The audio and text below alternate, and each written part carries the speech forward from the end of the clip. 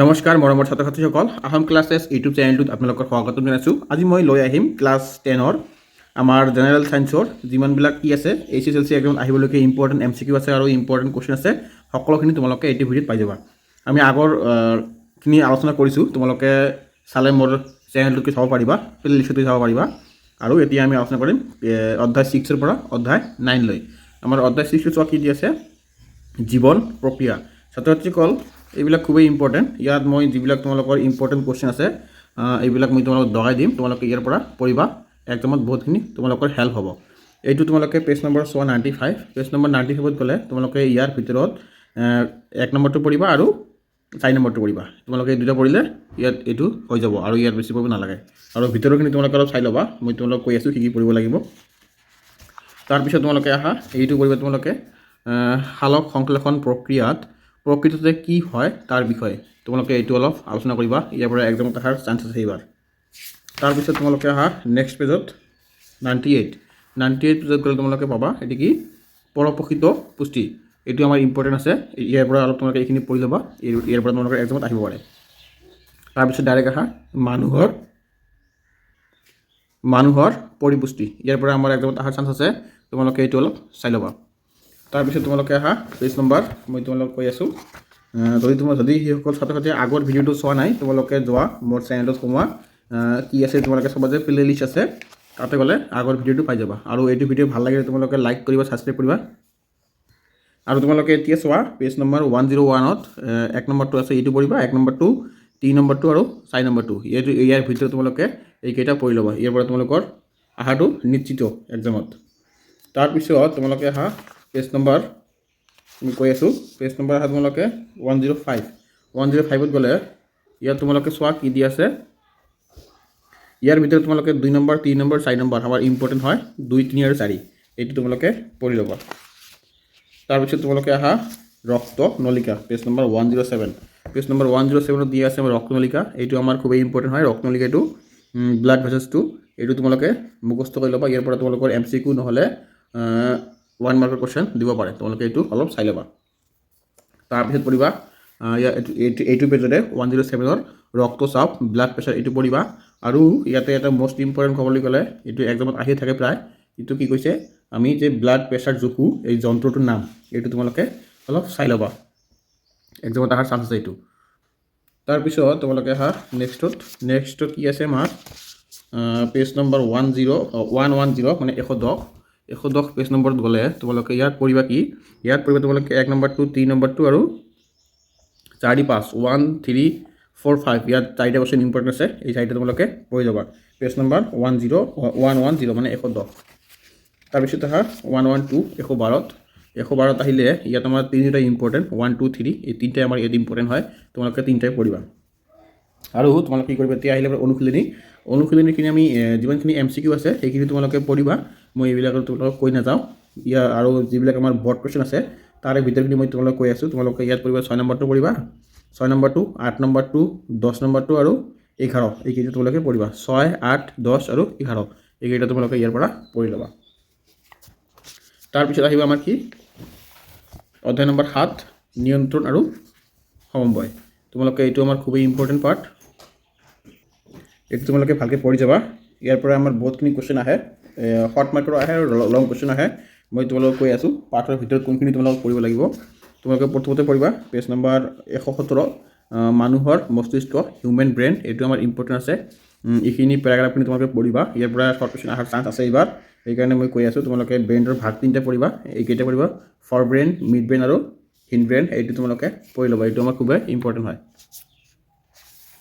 তাৰপিছত তোমালোকে আহা পেজ নম্বৰ 119 মানে 119 নম্বৰ পেজত গ'লে তোমালোকে ইয়াতে পঢ়িবা কি 1, 2, 3, 4, 5 এইকেইটা আমাৰ গোটেইখিনি ইম্পৰ্টেণ্ট হয়, তোমালোকে এই 5টাই পঢ়ি যাবা। ইয়াৰ পৰা এক্সামত বহুতবাৰ আহিছে আৰু এইবাৰো অহাৰ চান্স আছে, সেইকাৰণে তোমালোকে ইয়াৰ 5টাই পঢ়িবা। অতি সহজ কুৱেশ্যন, বেছি ডাঙৰ নহয়, সেইকাৰণে পঢ়ি ল'বা, টাইম ৱেষ্ট নকৰিবা। আৰু তোমালোকৰ বেছি দিন নাই এক্সামৰ। তাৰপিছত তোমালোকে আহা ডাইৰেক্ট পেজ নম্বৰ 122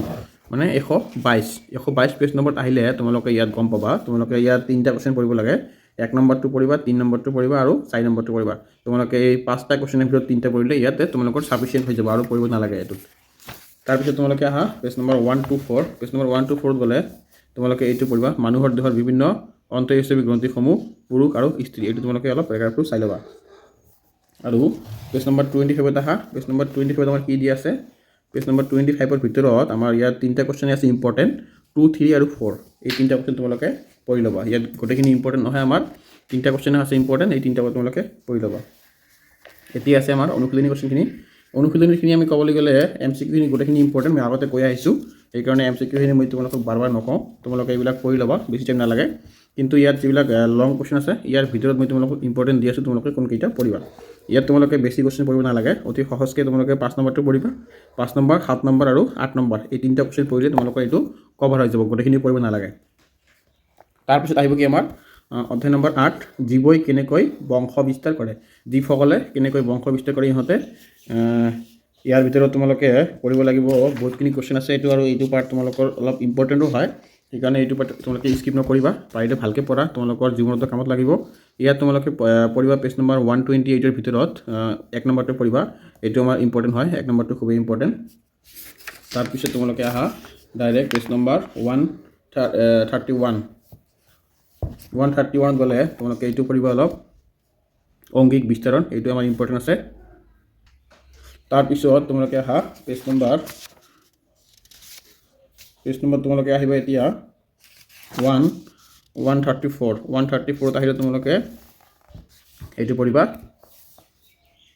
সপুষ্পক উদ্ভিদৰ যৌন প্ৰজনন এইটো আমাৰ ইম্পৰ্টেণ্ট আছে তোমালোকে এইটো পেৰাগ্ৰাফত চাবা ইয়াৰ ভিতৰত যিমানখিনি শৰ্ট কুৱেশ্যন আহিব পাৰে ইয়াৰ পৰা তোমালোকে অলপ বাছি উলিয়াবা আৰু এইবিলাক আহাৰ চান্স থাকে এবাৰ এক্সামত আগৰবাৰ আহিছিল তাৰপিছত তোমালোকে পঢ়িবা মানুহৰ প্ৰজনন এইটোতো খুবেই ইম্পৰ্টেণ্ট ভেৰি ভেৰি ইম্পৰ্টেণ্ট হয় এইটো তোমালোকে এৰি নাযাবা পেৰাগ্ৰাফখিনি পঢ়িবা ইয়াৰ পৰা তোমালোকে যিকোনো কোৱেশ্চন আহিলে যাতে এৰি আহিব নালাগে সেইবিলাক তোমালোকৰ ভালকৈ হৈ যাব তাৰপিছত তোমালোকে এইটো পঢ়িবা ফিমেল ৰিপ্ৰডাক্টিভ এইটো পঢ়িবা তাৰপিছত দিয়া আছে মেল ৰিপ্ৰডাক্টিভ ছিষ্টেম পুংজনন তন্ত্ৰ তোমালোকে এইটো পঢ়িবা আৰু স্ত্ৰী জনন তন্ত্ৰ এই দুটা ইম্পৰ্টেণ্ট হয় ইয়াৰ পৰা তোমালোকৰ এক্সামত শৰ্ট কুৱেশ্যন আহিব পাৰে সেইকাৰণে চাই ল'বা তাৰপিছত তোমালোকে ডাইৰেক্ট আহা 140 আহিলে তোমালোকে কি গম পাবা পেজ নম্বৰ 140 ইয়াৰ ভিতৰত তোমালোকৰ ইম্পৰ্টেণ্ট বুলি ক'বলৈ গ'লে 1 নম্বৰটো আছে ইম্পৰ্টেণ্ট 2 নম্বৰটো ইম্পৰ্টেণ্ট আৰু 4 নম্বৰটো ইম্পৰ্টেণ্ট এই পাঁচটাৰ ভিতৰত তোমালোকে এই তিনিটা তোমালোকে যেনেকৈ হওক মুখস্থ কৰিবা 1 2 4 আৰু পাৰিলে 5টো তোমালোকে অলপ চাই যাবা ইয়াৰ পৰা আহিবৰ চান্স থাকে তাৰপিছত তোমালোকৰ অনুশীলনী কোৱেশ্চনখিনি এমচিকিউখিনি তোমালোকে পঢ়ি ল'বা এমচিকিউৰ বাহিৰে ইয়াত কি দিয়া আছে তোমাৰ 4 নম্বৰটো আছে ইম্পৰ্টেণ্ট 6 নম্বৰটো 7 নম্বৰ 8 নম্বৰ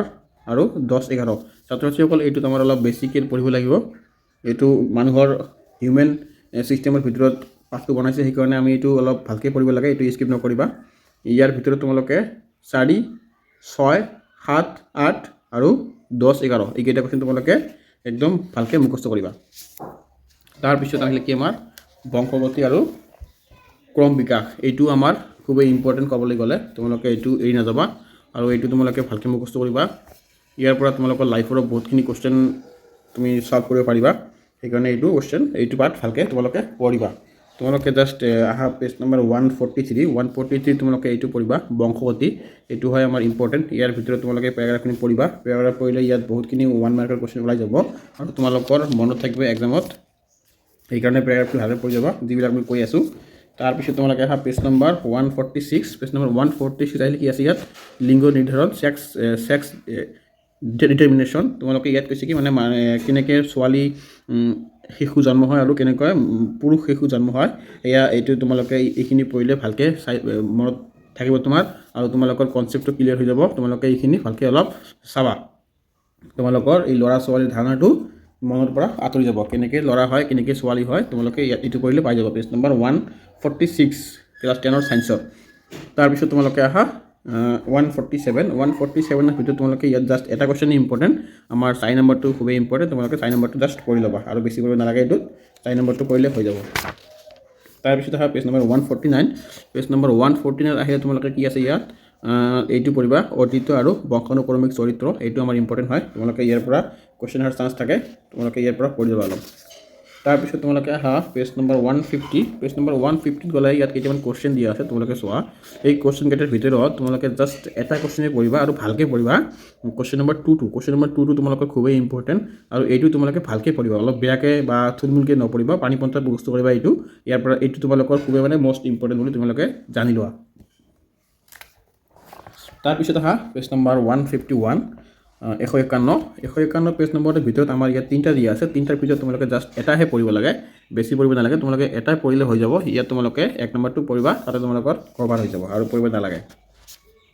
তাৰপিছত তোমালোকে এইটো পঢ়িবা জীৱাশ্মটো পঢ়িবা ফসিলটো পঢ়িবা ইয়াৰ পৰা আমাৰ বহুতখিনি কোৱেশ্চন অহাৰ চান্স থাকে 1 মাৰ্কৰ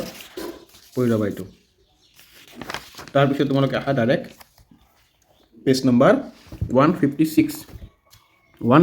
আহিলে তোমালোকে ইয়াত তিনিটা কোৱেশ্চন দিয়া আছে কিন্তু তিনিটাৰ ভিতৰত তোমালোকে জাষ্ট এটা কোৱেশ্চনে ভালকৈ মুখস্থ কৰিবা কোনটো 3 নম্বৰটো জীৱাশ্ম কি বিৱৰ্তন সম্পৰ্কে জীৱাশ্মসমূহে আমাক কি কয় এইটো কোৱেশ্চন তোমালোকে পানীপন্তা মুখস্থ কৰি লোৱা এইটো আহাৰ চান্স 80% আছে এবাৰ এইটো তোমালোকে ভালকৈ পঢ়িবা পেজ নম্বৰ 156ৰ 3 নম্বৰটো তাৰপিছত তোমালোকে আহা মানুহৰ বিৱৰ্তন হিউমেন এভলিউশন এইটো তোমালোকে অলপ চাই ল'বা পেৰাগ্ৰাফটো ইয়াৰ পৰা তোমালোকৰ কমন কৰিব পাৰে আৰু তোমালোকৰ ইয়াত এটা কোৱেশ্চন আহিব পাৰে কি মানুহৰ সাইণ্টিফিক নাম কি তোমালোকে লিখিবা হোমো সাপিয়েন্স হ'ল মানুহৰ সাইণ্টিফিক নাম এইটো তোমালোকে অলপ চাই ল'বা তাৰপিছত আহা তোমালোকে ডাইৰেক্ট পেজ নম্বৰ 159 আমাৰ অনুশীলনী কোৱেশ্চনখিনি ইয়াত এমচিকিউখিনি তোমালোকে পঢ়ি ল'বা এমচিকিউৰ বাহিৰে যিবিলাক আছে মই তোমালোকক কৈ দিছোঁ 5 নম্বৰটো পঢ়িবা 6 নম্বৰটো পঢ়িবা 5 6 11 12 এই চাৰিটা তোমালোকে তেনেকৈ মুখস্থ কৰিবা ইয়াৰ পৰা তোমালোকৰ এক্সামত বহুতখিনি কমন পৰিব ছাত্ৰ ছাত্ৰীসকল মই ইয়াতে এটা কথা ক'ব বিচাৰোঁ তোমালোকে এতিয়া আমি নেক্সট ভিডিঅ'ত লৈ আহিম অধ্যায় নম্বৰ 10 পোহৰৰ প্ৰতিফলন আৰু প্ৰতিসৰণ ছাত্ৰ ছাত্ৰীসকল তোমালোকে কমেণ্টত জনাবা যদি তোমালোকক অধ্যায় 10টো লাগে বা অধ্যায় 10ৰ পৰা আমি নেক্সট ভিডিঅ' আৰম্ভ কৰিম যদি তোমালোকক নেক্সট ভিডিঅ' লাগে তেনেহ'লে কমেণ্টত জনাবা আৰু পাৰিলে লাইক কৰি দিয়া যদি